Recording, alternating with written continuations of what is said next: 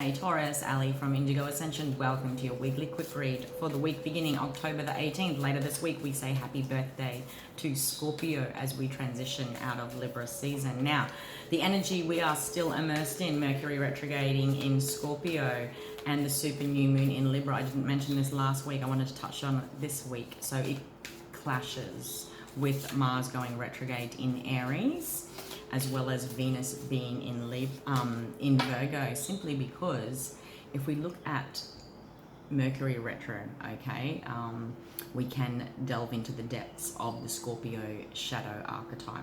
Now, doesn't matter if we're a Scorpio or not, or have that in our charts, you know, it takes us to the depths of our emotions to really understand the darkness.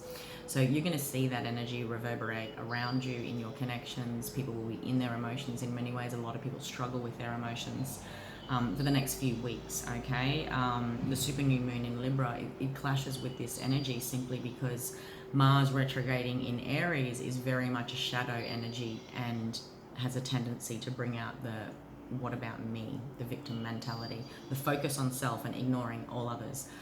So you might notice that in your connections, okay? You might notice people sort of wanting to serve self, and that could certainly come out in shadow and dark ways, selfish ways.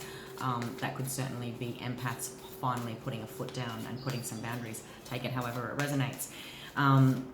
It clashes with Venus in Virgo energy because Venus in the shadow really does like everything perfect. So we can be very nitpicky and unrealistic about our expectations about what true balance is for us, or how best to achieve balance with this super new moon in Libra energy that has been floating around since last week. So take it however it resonates. Forewarned is always forearmed. It's great to know what's going on around us so that we can work with it to the best of our ability. I'll take a look at some soul energy healing cards to give you a theme for your reading. Perseverance. This is about pushing through, Taurus. Underneath all this, I do see you've embraced the fires of courage, okay? Maybe you've taken a risk. Maybe you've embarked on a new chapter. Maybe you've chosen not to feel guilty anymore about, you know, putting boundaries down. Whatever the case may be, you have persevered through something, and it's actually upgraded your third eye chakra. You're looking at your past in a whole new way. You're looking at your current circumstances in a whole new way. More importantly, you're looking at the prospect of possibilities with brand new eyes, outside of the shadows of old beliefs. Underneath the deck, you are experiencing a metamorphosis. Thanks to the death card showed up. It is showing up. It is ruled by Scorpio, okay? And like I said, being aware of the shadow elements of the Scorpio archetype as Mercury is going retrograde for the next few weeks can give us the higher view of Scorpio in its highest form, which is the Phoenix. Sure, we can be tempted to walk through the shadows and get to the depths of what truly drives us as we understand our subconscious. But once we do that, once we experience that dark night of the soul, the fracturing of the ego, as we move away from looking just at self and looking at a collective view and the reason why that had to happen exactly as it did, we can really rise like the Phoenix. And that's the beautiful gift of these transits, as much as they will challenge us in very potent ways on the ego level, okay? I see here you have released a burden, or you have at least identified what was too hard to carry. Watch what you can achieve as far as completely letting this go, whether it's thoughts, beliefs, false senses of ideas, of responsibilities, whatever the case may be. This thing you are carrying, an unspoken communication, whatever it is. Watch how much you can actually get rid of the final dregs of this at the next full moon, okay? Last week was a super new moon. You're going to feel the push towards the new in many ways. In order to get to the new, see how his hands are full of yesterday's stuff. He needs to let go of the old, whether it's old memories, pains, betrayals, whatever the case may be, the way things didn't work out the way in which we had hoped in the past. Okay, where you're at now, you're doing some serious assessments about what your Four of Wands energies are.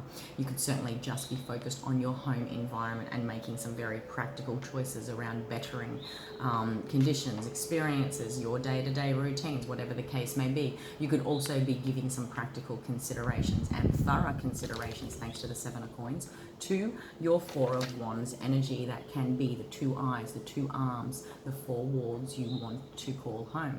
And we could certainly be drawn to workplaces and careers that make us feel like we are at home there, just as we can with relationships. you're wanting to persevere through this thing. You know that there is a metamorphosis. You know that there's a phoenix opportunity, that there is a potential for this to lead to something more serious, okay? Maybe the battle was, and maybe half the battle was, I should say, was working through the fires of courage to get through the emotional overwhelm. Oh, wow. 2 of Cups, doll. Look at this. Look at this. 10 of Cups. This story keeps unfolding. King of Cups. Now I have goosebumps. I'm going to say, keep persevering, all right? If you notice emotions rise, if you notice old fears arise, if you notice blocked throat chakras and unable to communicate, whatever the case may be, if you notice selfishness, or like, what about me, or this doesn't feel right for me, or a very big focus on self, whatever the case may be, the shadow archetypes I talked about earlier, thanks to these clashing transits, take it day by day, okay? Take it. This moment, this too shall pass, okay? And there's a new way in which to experience our emotions around the 4 of Wands energy is what I do want to say, because something really had to be let go of, and I feel like you're probably still letting go of this thing in many ways. That can apply to your emotions, your emotional experience of relationships, okay? There's a beautiful bond here. You know, it leads to a 10 of Cups. It leads to a King of Cups. It leads you to your High Priestess. Like, take it however it resonates. There's something here. Once you go through this metamorphosis, this change, it leads you to your Ace of Coins. Your Ace of Coins can represent marriage, commitment, a sure thing, something practical in the here and now.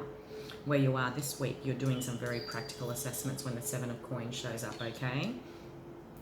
Don't be afraid to take a risk, okay? But also just be mindful of how your emotions, your thoughts, your perceptions can be influenced not just by the cosmic energies, but by the past. The past is no longer here, is what I just heard, all right? The future is now, and it's created in every moment that you choose an action, choose to hold a belief, or choose to make room for a feeling, or to let it go, okay? It looks exciting, but I don't think you'll feel that yet. Watch what transpires over the next couple of weeks. All right, my love, that was your quick read. Until next time. Oh, if you're looking for a personal reading, head on above to the shop link in the bio where you can book your personal reading. But that was your general reading for this week, Taurus. Take care.